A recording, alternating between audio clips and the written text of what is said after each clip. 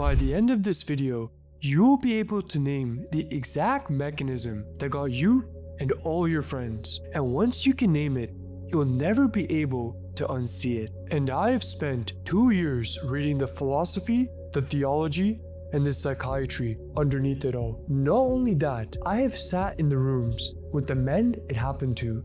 Some of them were my friends, and in all honesty, one of them was me. If you're sitting there thinking, this is just another bozo dunking on Tate for the algorithm, stay tuned for 4 more minutes, because I'm about to concede that he is right about 3 things nobody else in your life had the nerve to say to you. I will then proceed to run him through 3 lenses: a French philosopher who died in 2007, a hadith about the end of days, and a Swiss psychiatrist who explained why arguing with his followers has never once worked, and I am going to show you why.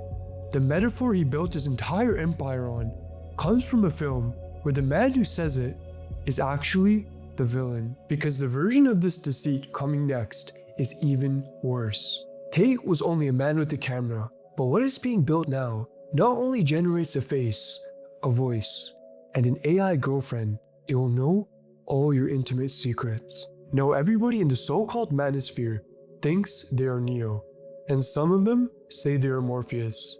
But there's a third man in that movie who nobody ever wants to be like, which is exactly why nobody notices when they have become him. His name is Cypher. And the funny thing is, Cypher took that red pill. He woke up, saw the Matrix for what it is, then proceeded to sit down in a restaurant across from the agent, cut into the steak he knew was fake, and proceeded to ask to be put back in. But not to be put back in as nobody. He wanted to return as someone rich, someone important, someone who never had to remember any of the truth. He then proceeds to say 3 words while he chews that haunts me to this day: ignorance is bliss. Now that is the actual offer, not the escape. It's re-entering the Matrix, upgraded, with the memory of the escape completely deleted. Now I want you to put to scrutiny what Andrew Tate tells you and match it against the scene. He says he wakes you up to the lie. Okay, I can agree with that. Then he sells you his rented Bugatti, a compound in Budapest, Romania, a hierarchy where you get to be the one who's important, and a set of rules designed so that you never have to properly reflect on yourself again. In truth, the stake is not real, and he knows the stake is not real. That is why he is selling you a seat at that table and calling it freedom. Now the word alpha male he built the whole thing on describes a phenomenon in biology that actually doesn't exist. In 1947, a Swiss zoologist named Rudolf Schenkel took a group of unrelated wolves, penned them together at Basel Zoo, and watched them tear into each other over territory, with the final one left standing being called the alpha. Then in 1970, a biologist named David Mech put that word into a book, and this book sold for 30 years. Then Mech went out and studied wolves in the wild, where what he found was a family. The animal he had been calling an alpha turned out to be a father. In truth, there was no ladder to climb because there was no ladder, only parents and their young. And every scrap of the dominance he had read about in Schenkel had been the result of caging animals in a zoo. Mech then spent the back half of his career asking his own publisher to stop printing the book. So when Tate tells you to become an alpha male, hear the actual instruction inside it. He is telling you to reproduce the behavior of a captive animal under stress. So the template was already a fiction before he got a hold of it, and he is selling you a photograph of masculinity that was never true in the first place. Baudrillard called this a simulacrum, a copy with nothing standing behind it, and his claim was that once people arrange their lives around this copy, it stops working as a lie and it starts working as a matrix itself. You breathe it, you measure yourself against it at 3 in the morning in front of a mirror, and you come up short every time because the thing you are measuring against does not actually exist. It never gets tired. It has no father who left, no girl who stopped answering, no chest infection, no Tuesday classes. In the first 10 minutes of the Matrix, Neo hides his contraband inside a hollowed out copy of Simulacra and Simulation.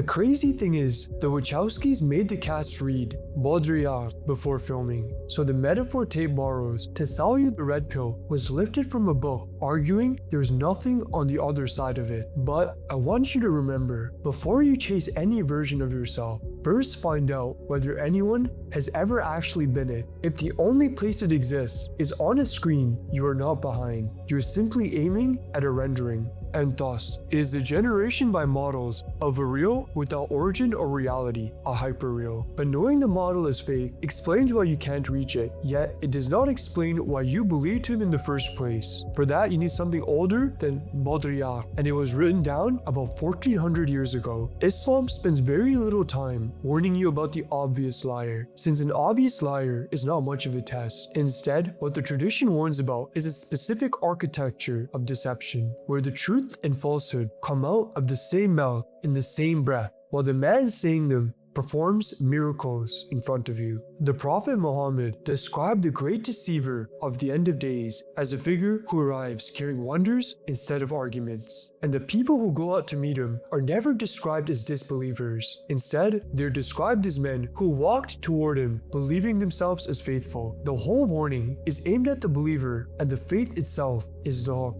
Tate was not wrong when he said that you have been lied to. He is right that a generation of young men who were raised without fathers and then told that their instincts were pathology. He is right that nobody is coming to save you. Those things are true.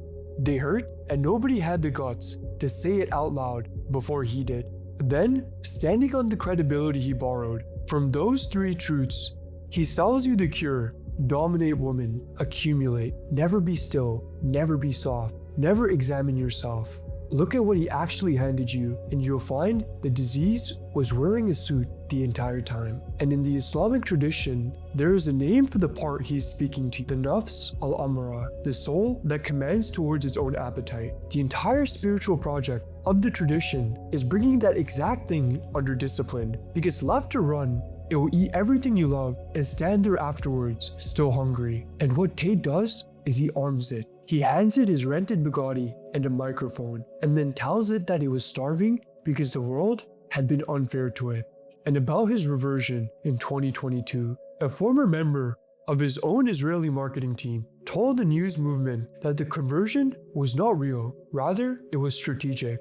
When he was asked directly whether he was Muslim, he was reported to have answered, "Kind of not really," and to have said he was doing it because he was in the UAE and it was good for public perception. But in truth, only God knows what is in a man's heart. And I'm not here claiming to. I'm simply telling you what one of his members of his tech team had told him. The important thing to remember is to stop auditing whether a man is telling the truth and instead audit what that truth is being used to sell. So let him who hears of the Antichrist go far from him. For I swear by God that a man will come to him thinking he is a believer and follow him because of confused ideas roused in him by him. Hey guys, it's a bit crazy to be throwing in right now, especially in this segment, but I built something for men who get to this point and realize they have no framework to replace the one they just lost. I studied 7 different philosophers to help fix my burnout, and I made a PDF with 1 page each, and everything in it you can use by tonight. The crazy thing is, it is totally free, and the link is in the description. And also, if you're interested in more content, I've started an email list. Link is also in the description. So, you know the model is fake, and you know how the sale was made. There is still one thing left to explain, and it is the strangest part. When you show one of his supporters the court documents, the charges, the receipts, he will not stop supporting him. He will not budge, he will not move, not a single inch. And there is a reason for that. It is not stupidity. You cannot argue with him because he did not actually think his way into that position.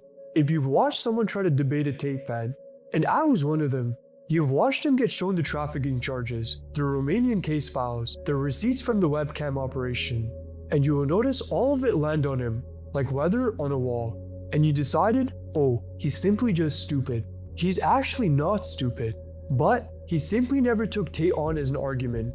So arguments have nothing to grip. He took him on as a self. Jung called it the persona, the mask. And everyone wears one, which in itself isn't actually the problem. The problem actually arrives when a man loses the ability to take his off And once the ego fuses to the mask itself becomes load-bearing. And from that moment, anything aimed at the mask arrives in the body as something aimed at his existence. That is why he is deaf and blind. And you are thinking, oh, I'm just simply correcting an opinion. But his nervous system has already decided you're trying to destroy a part of him that makes him whole. So look at what Tate built the thing out of. Now one component of it asks a man to turn around and face himself. There's no shadow work in it, no accounting for the harm he has done, no room anywhere in the design to admit that he is frightened, or that he is lonely, or that all he wanted was his father to say that one thing to him once, which he never did.